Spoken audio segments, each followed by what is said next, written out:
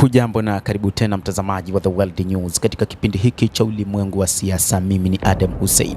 Tangu vita kuanza kati ya Marekani, Israel dhidi ya Iran, Marekani imepoteza karibu dola bilioni 2 za zana za kijeshi, huku kukiwa na mashambulizi dhidi ya Iran tangu Jumamosi, kulingana na makadirio ya data yaliyokusanywa na shirika la Anadolu. Kutokana na gharama za mfumo wa rada wa tahadhari wa mapema wa Marekani N-132 katika kambi ya anga ya Al Udeid nchini Qatar, ambayo ina thamani ya dola bilioni 1.1, ambayo ilishambuliwa na Iran siku ya Jumamosi, Qatar imethibitisha kuwa rada hiyo iligongwa na kuharibika kabisa. Siku ya Jumapili, ndege za F-15 Strike Eagles katika tukio la moto na walinzi wa anga wa Kuwait, wakati wafanyakazi wote 6 wa ndege hiyo walinusurika.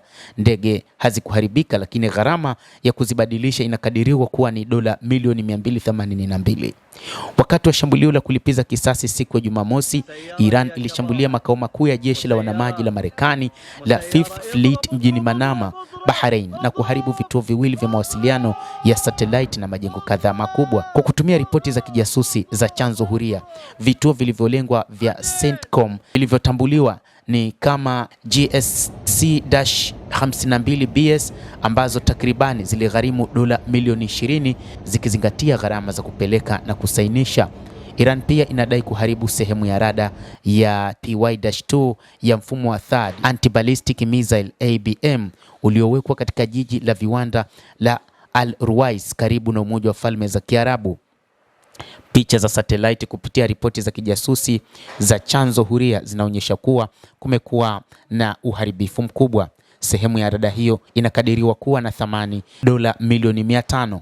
Kwa kuchanganya gharama hizi, Iran imeharibu mali ya kijeshi ya Marekani yenye thamani ya dola bilioni 1.902 katika eneo hilo, ambapo kwa makadirio ni zaidi ya dola bilioni 2. Hata hivyo, kimsingi vita hivi vinaisababishia hasara kubwa Marekani, na msingi mkubwa ambao wakati huu unatazamwa hasa na viongozi wa kisiasa ni namna ambavyo watamtaka rais wa Marekani kuachana na vita hivi.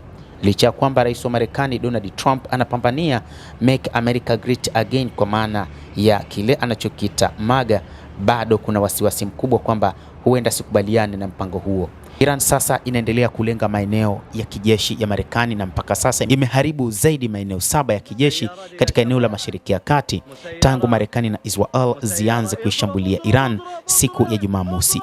Makao ya jeshi la Marekani la Fifth Fleet nchini Bahrain, Camp Arif Jan, Ali Al Salem Air Base na Camp Buhairgin nchini Kuwait, Erbil Base nchini Iraq, Jebel Al Port ya Umoja wa Falme za Kiarabu, bandari ya Umoja wa Falme za Kiarabu, Jabal Ali, lakini pia na bandari ya Mashariki ya Kati katika bahari ya Al-Bahari ya bahari ya Qatar.